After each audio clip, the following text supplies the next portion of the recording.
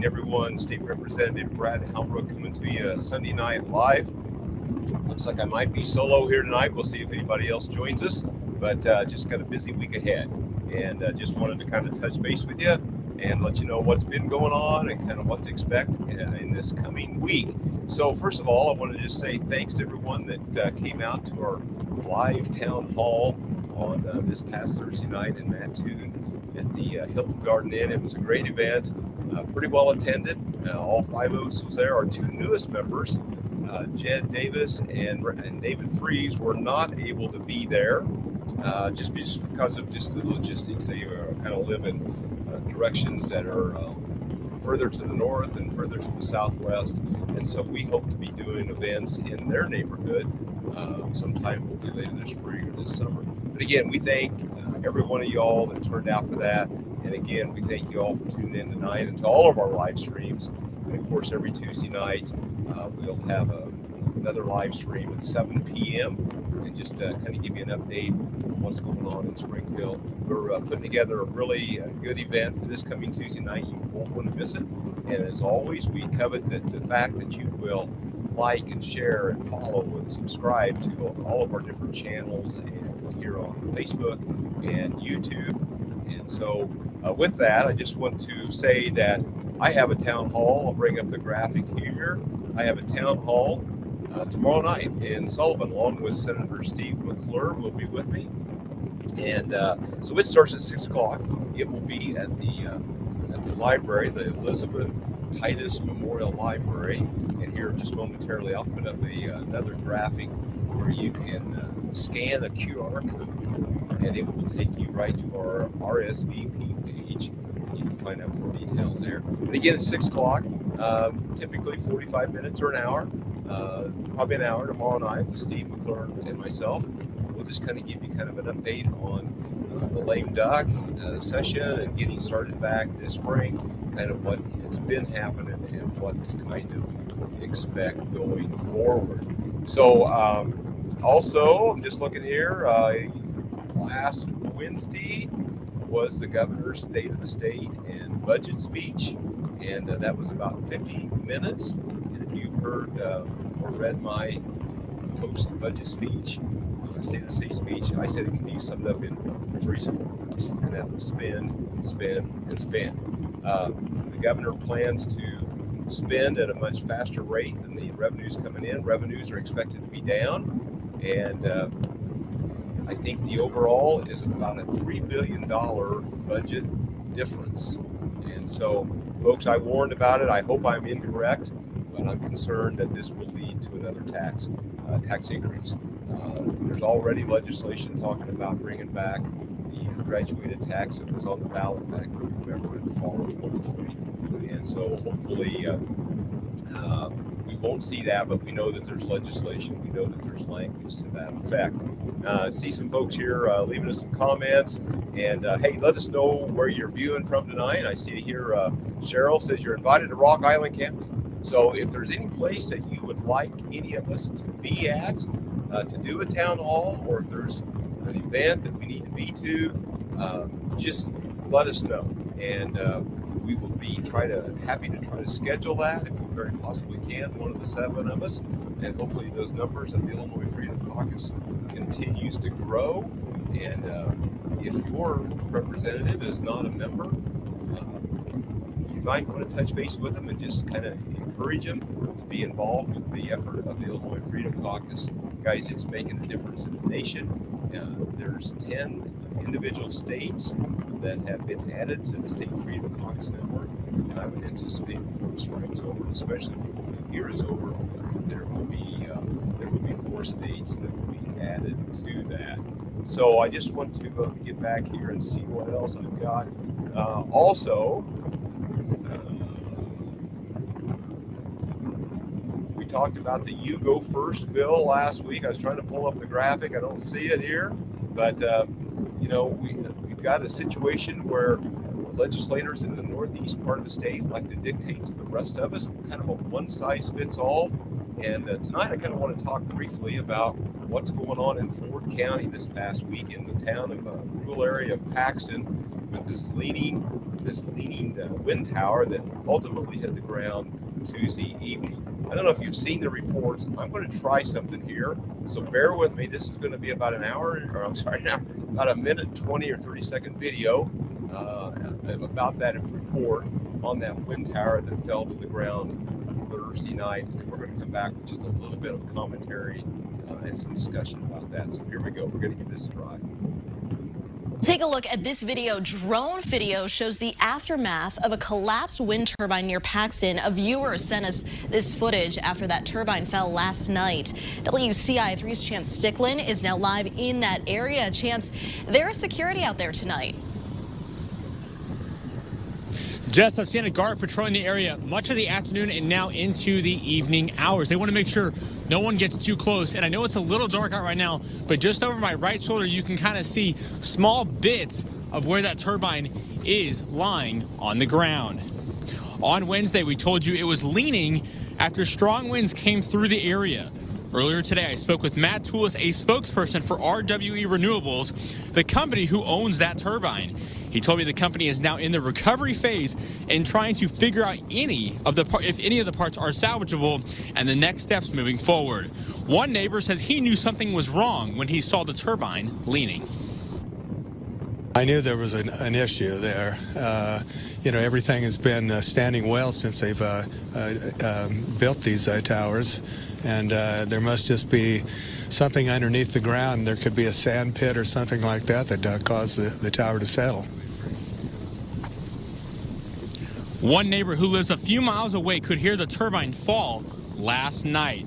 Toulis also told me this is the first time that his company, RWE Renewables, has seen anything like this happen before. And again, tonight we'll get more reaction from neighbors in the area. But for now, reporting live near Paxton, I'm Chance Sticklin, WCIA3, your local news leader. Jess, back to you. Chance, thank you. So guys, there you have it. That's a report that was Thursday night or Friday in reference to that wind tower that fell over. I don't know if you noticed there the concrete that, and I don't know if that was all the concrete that was holding that thing up or if it sheared away from a much larger base of concrete. But anyhow, what I want to kind of point out about this thing tonight is the setbacks. If you noticed in that flyover, that drone video footage, that there was a substantial amount of distance between other wind towers, and I did not see any other structures in the area. And I've tried to do some research. It looks like Ford County has a fairly stringent setback from other facilities or homes or whatever. I know there's a 1.5 mile setback at statute from any communities, and I think at a minimum it looks like there's a 1,320-foot setback, and I see numbers of a 2,640-foot setback. So I'm kind of trying to drill into that just a little bit more. But why that's important is the passage of this bill, HB 4412. We talked about it in the past in our live streams and in our town halls. And basically what this does is it strips out these counties that have these little stronger zoning standards. We know there's some counties that have some standards that are 2,640 feet, which is a 1/2 mile or greater. But the wind and solar companies don't like that standard. They want to be much lighter than that. And, we talked about this. I got this video I want to show you also. This was at the Illinois Agricultural Roundtable prior to the election, and the president of Farm Bureau drilled Governor Pritzker, asked him about whether the county should have the sole authority when it comes to zoning these facilities, whether the state should be involved with that. But listen, anyhow, this kind of speaks for itself, and we'll come back here momentarily. So here we go. Governor, would you support legislation to create statewide controls over the siting of wind or solar projects? No, in fact, I've specifically avoided that. I don't think that's the way. We've got to have a continuous conversation, the one that we've been having for years now, between the state and local governments and local control, so that we decide together about siting. This is look, it's challenging. There's no doubt about it. So there you have it. The governor said that I need to have a conversation between state and local. And what he did on January the 27th was just went back on that commitment that he had made there back in the fall. And on January 27th, he signed HB 4412 into law that gives the counties 120 days to get their standards in line with the state standard. Now, to that point, from a participating or a non-participating landowner, they can be as close as 1.1 times the tip height of these wind towers. So if it's a 400-foot tall tower, the setback from that property line is 440 feet. So can you imagine if your house was relatively close to the gun, and this thing could land within 40 feet of your property line, or 500 foot, 600, do any number that you want. If it's a 600-foot tip height, that's 660 feet, 1.1 times. So that thing could land 60 feet from your property line. So can you imagine? And some of the eyewitnesses here on this Channel 3 news report talked about 1 or 2 or 3 miles away, they heard the sound. They heard the racket that it made. And so anyhow, guys, this is something that needs to be discussed. I think we need to really go back and take a hard look at 4412, and we need to be talking about repeal of that language, because that's going to be devastating to neighboring property owners and to property values. And I think that's just wrong to have the state intervene in that situation. So with that, I want to talk about the budget. The budget speech again, $50 billion of spending, a record spend. Again, it's going to be short about $3 billion for fear of a future tax increase. And so I just want you to be aware of that. Appropriations committees and all other committees started last week.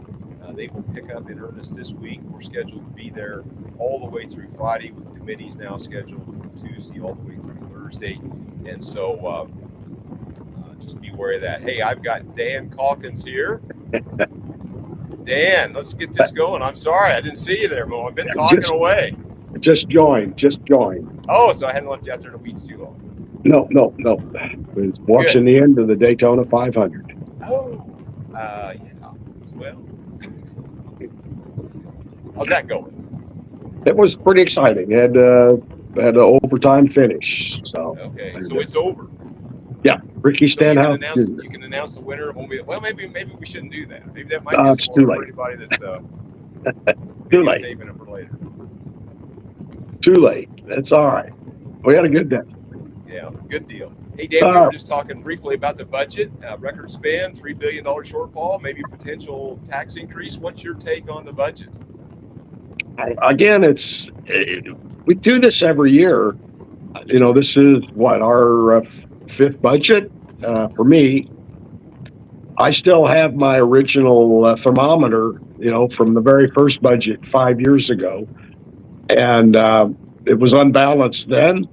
The only thing that's kept us out of insolvency has been the federal government with you know, the COVID money. I mean, it was the only thing that saved Pritzker and to save the state of Illinois.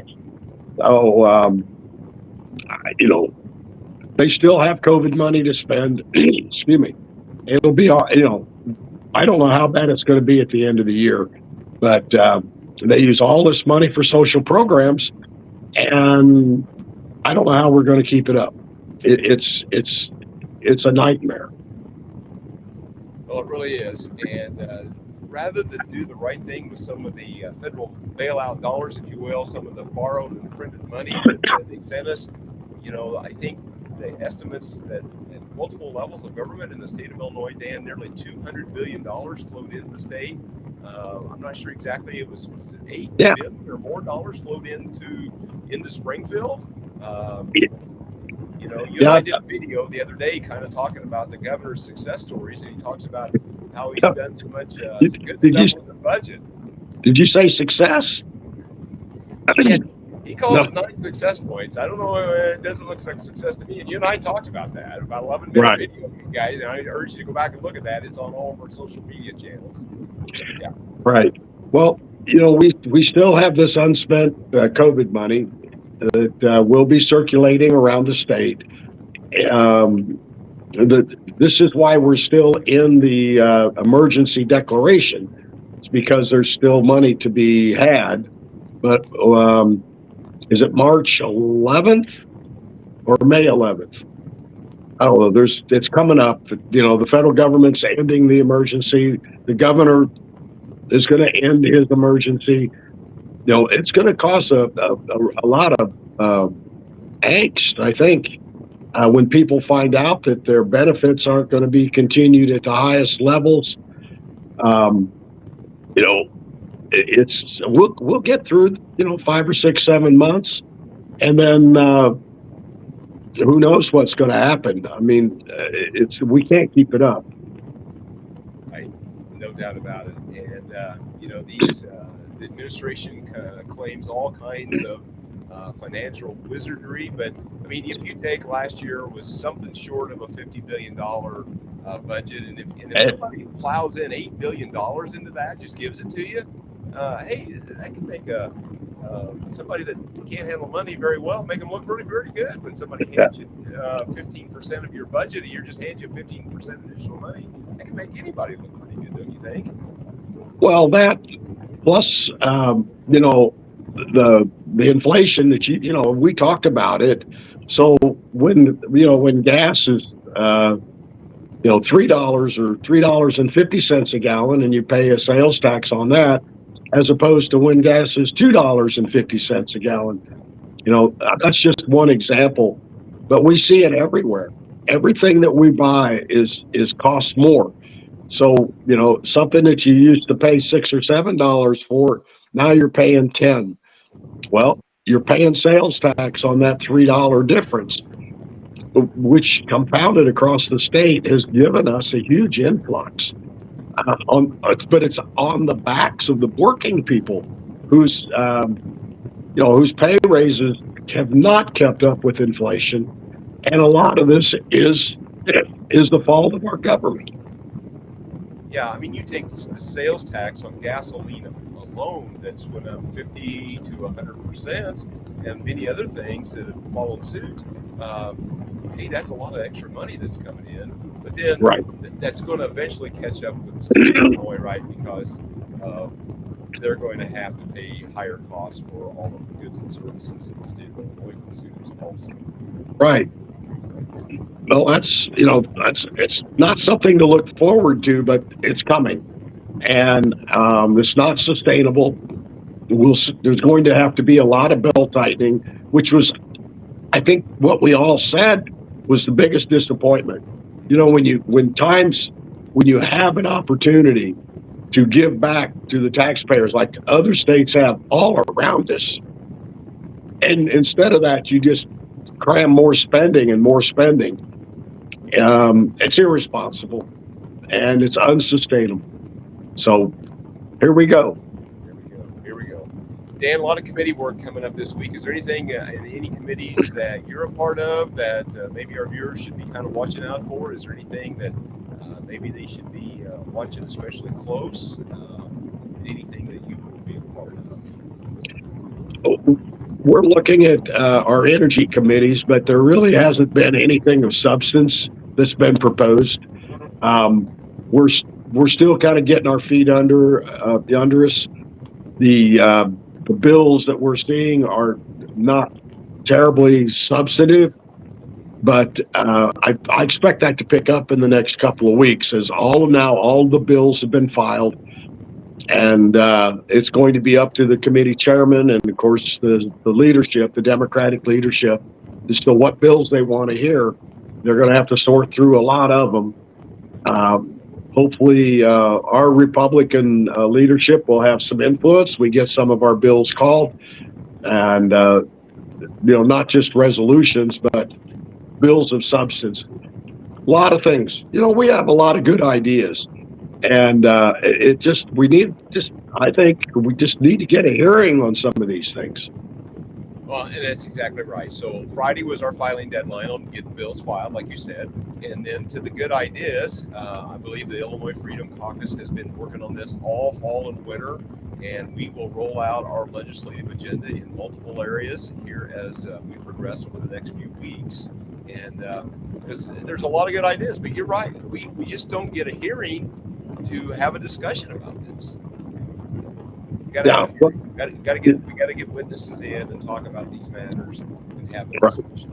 Well, I thought I was going to have a hearing on Wednesday on my patient's Bill of Rights bill, and it was a false alarm.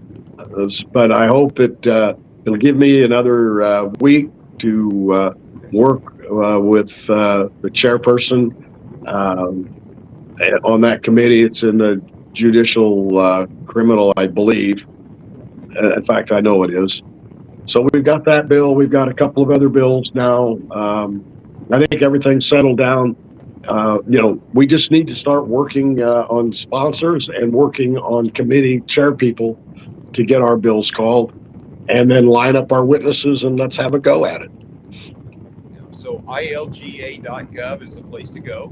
On the left-hand side of the screen, there's a box. You can put in a bill number there and search it, or you can look. There's drop-down menus for the House and the Senate. You can find, individual members, and you can search schedules, all kinds of things like that. Dan, anything you want to add to that fact about the website, or where people can find you or any additional information? I think that's probably the best thing to do. You can put in a keyword if you're interested in a subject. We'll be, I think, working this week to get the word out on our bills that we think that are going to be important. Things that we really want to try to do to help make this a better state, make people's lives better, to help the actually helping the working families here in Illinois. So I guess we'll look for that. Hopefully by the end of the week, we'll put something out with the list of bills that people can go watch. That's kind of where things are at the moment on that. So Dan, I've got scrolling along the bottom, IllinoisFreedomCaucus.org, where you can go to find more about the Freedom Caucus and kind of what we got going on. Dan, I know I've mentioned earlier before you jumped on, I've got a town hall in Sullivan tomorrow night, myself and Senator McClure. Do you have anything going on in the district? I know we got a busy week in Springfield. Is there anything that you would want everybody to know that you got going on, or just getting ready for Springfield? Well, our lawsuit, of course. Excuse me. We should have a couple of days in court on the gun bill law, that we filed lawsuit over. Looking forward to Tuesday, Thursday, Friday. Hopefully, we'll get some movement in the courts. Attorney, Stocks, our attorney, is working hard to get this to a place where it'll get heard. We have not abandoned our goal of getting this bill declared unconstitutional. It's not easy. I don't know how it's going to turn out, but we have to get some kind of a determination on our end here in the state court, and then obviously the lawsuit in the federal courts are proceeding, and there ought to be some kind of a week, not this coming week, but the week after in federal court, there ought to be some developments as well. But this law is blatantly unconstitutional, and we just need to get our day in court and hopefully get a favorable jurisdiction and a judge that agrees with us. Well, and that's coming hopefully sooner than later. Hey, Dan, I got a question here that Rebecca asked us. How do I get a video or transcripts from the floor and committees for the lame duck session? Do you have a place where that's the best for them to go? Oh, man. I guess if she would send that message to the Freedom Caucus, and let's work on that Tuesday. Tomorrow's a national holiday, President's Day, so we're not going to be able to get Rebecca an answer, but I believe our comms people should have access to that video. And if she could be more specific, exactly what is it that she's looking for, a subject matter, a bill that was heard, it would make it a lot easier. Lame duck session was several days. Right. Yeah, there was 4 or 5 days there spread over the week, lame duck. I believe that the transcripts is on ilga.gov in the journals. If you look where the journal is, and again, there's a lot of stuff on that website, so you got to do a little digging. The video, the archive video, might be a little more difficult to find, but Dan, I think we can probably get that for them. But again, if you could be more specific, I think we can get some of that dug out without too much trouble. But again, tomorrow is President's Day, state holiday, and so nobody will be in Springfield. But we'll be here. Dan, you and I will be working. We'll be doing our Absolutely. Stuff. Well, yeah, I mean, you've got the town hall that everybody needs to show up. Lots of good things. The senator's coming. You guys, I'm sure, will be able to answer a lot of questions. Folks show up tomorrow night. I've got a chili dinner here in Decatur. Macon County Republican women are having a chili contest. I came in second last year to Sheriff Root. I'm not wanting to come in second this year, so I've got behind me in the big roaster about 6 hours in. My chili is simmering along at about 200 degrees, and we'll cook it for a few more hours and then cool it off and then fire it back up tomorrow and get all the flavors mixed in. It's a recipe that Joe found for me, and I don't know what the sheriff's going to do this year. Last year Sheriff Root just barely beat me out, but there was some suspicion that he might have bought his chili. And I'm not saying that's actually true if the sheriff's listening, but one of the restaurants that really served good chili is closed, and so I don't know. I hope. I'm looking forward to tomorrow night. Excellent. Well, we can only hope. Come on, Sheriff Root. Yeah, there you go. Guys, I put up the graphic, and you can scan that QR code for my town hall tomorrow night. Again, we'd love to have you come out. You don't have to live in Sullivan. You don't have to live in Moultrie County. It's easy to get to Sullivan from about anywhere, so we'd love to have you be a part of that. And, Senator McClure is new to this part of the district since all the redistricting, so he would love to meet you and come out for that. It would be fantastic. Dan, any closing thoughts? I think we're going to wind this up and send it home. Well, that's great. Yeah, thanks. I was kind of hoping Chris would be on here. He could report on his journey. I think he had a big sale down in Texarkana or some daggone place. He was hauling. Yeah. But look, I think there's another important date that people need to put on their calendar, and that's iGold. Is it March 29th?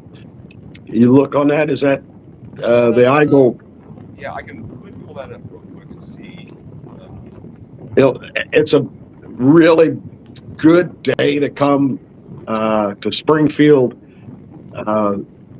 representing the people that believe in the Second Amendment. We've always had a good crowd. You get to come and talk to your reps. We'll be in session. They start out, I believe, with a nice rally at the Bank of Springfield Center and then take a nice stroll to the Capitol. No COVID, so you're welcome to come in. Be with your friends, be with your fellow Second Amendment supporters. It's always a big deal. And, start planning for it now. I know a lot of gun clubs and FFLs are, caravanning or renting a bus. So now's the time to start looking into that. If you want to come to Springfield, we're going to start pushing it. I think it's good to let people know that there are just so many of us that are willing to stand up and defend the Second Amendment. So I just pulled it up on the website. It's isra.org, Illinois State Rifle. March 29th. It looks like doors open at the Bank of Springfield Center at 10:30. Program starts at 11:30, and then they'll walk to the Capitol. It'll be an opportunity to be with us and all of our co-workers there also. So Dan, thanks for bringing that up. March 29th, yep. Bank of Springfield. There in Springfield. So we're good. Excellent. All right, guys, anything else, Dan? We're going to close it up if nothing else. Guys, thanks for tuning in. Dan? Yeah. Have a great town hall tomorrow night, Brad. I know it'll be informative. You guys do a great job, and I look forward to seeing you on Tuesday. Excellent. Talk to you soon. Here goes the video with the outro. All right.